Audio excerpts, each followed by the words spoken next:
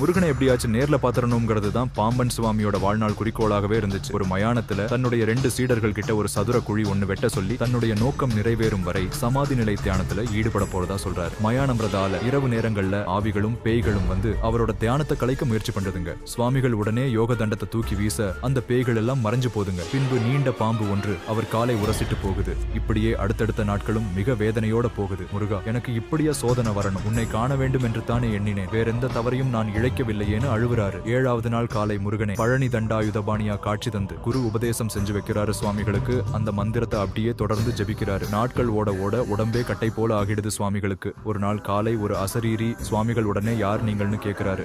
ஏகாதிச உருவினிலே ஒருவர் வருகிறார், நீ எழுந்திரு அப்படின்னு அந்த அசரீரி சொல்ல என்னை இடையூறு செய்ய வேண்டாம்னு சொல்றாரு. மறுபடியும் எழுந்திரு. உடனே சுவாமிகள், என் அப்பன் முருகன் வந்தாலொழிய யார் சொன்னாலும் கேளேன்னு சத்தமா சொல்ல, உன் அப்பனே தான், எழுந்திரு.